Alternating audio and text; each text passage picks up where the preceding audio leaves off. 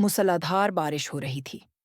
घने बादलों की गड़गड़ाहट से पूरा जंगल गूंज रहा था। चीकू खरगोश अपने छोटे से बिल के पास छुपकर कांप रहा था और मीकू टाइगर बड़ी चट्टान के नीचे खड़ा होकर बार बार इधर उधर देख रहा था। चीकू ने घबराते हुए कहा, मीकू, ये बारिश तो रुक ही नहीं रही। अगर पानी और बढ़ गया तो मेरा बिल पानी से भर जाएगा, फिर मैं कहाँ जाऊंगा? मीकू ने उसे शांत करने की कोशिश की। डर मत, चीकू, हम कोई ना कोई रास्ता जरूर ढूंढ लेंगे। जंगल में कहीं तो कोई सुरक्षित जगह होगी जहां हम दोनों रह सकें। इसी दौरान तेज हवा चली और बिजली चमकी। अचानक उन्हें दूर से किसी गुफा जैसी जगह दिखाई दी। मीकू बोला, चलो, वहां चलते हैं। शायद अंदर सुरक्षित हो। लेकिन चीकू डरते हुए बोला, अगर अंदर कोई और जानवर हुआ तो? मीकू मुस्कुराया, तो हम दोस्ती कर लेंगे। चीकू और मीकू बारिश से बचते बचाते गुफा की ओर बढ़े। जैसे जैसे वे पास पहुंचे, हवा और ठंडी होती गई। गुफा का दरवाजा बहुत बड़ा था और उसके अंदर से अजीब सी गूंजती हुई आवाजें आ रही थीं। चीकू कांपते हुए बोला, मीकू, ये कैसी आवाज है? मुझे तो डर लग रहा है। मीकू ने उसे हिम्मत दिलाई। चिंता मत कर, मैं हूं ना। चलो, अंदर चलते हैं। शायद ये हमारी कल्पना हो। दोनों सावधानी से गुफा के भीतर गए।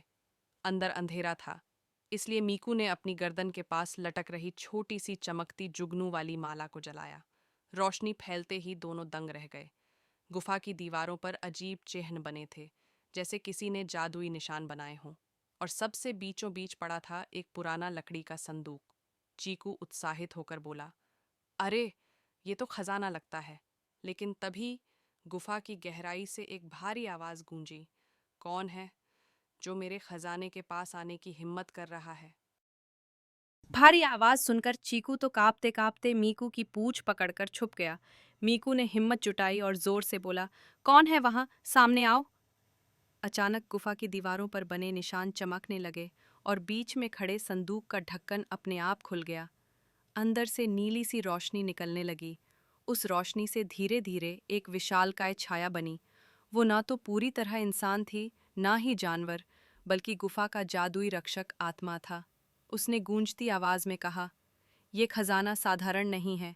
इसमें वो शक्ति है जिससे पूरे जंगल का भाग्य बदल सकता है। लेकिन इसे पाने के लिए तुम्हें 3 कठिन परीक्षाएं देनी होंगी। चीकू डरते हुए बोला, परीक्षाएं? लेकिन हम तो बस बारिश से बचने आए थे। रक्षक हंस पड़ा, अब तुम इस गुफा में आ ही गए हो तो लौट नहीं सकते।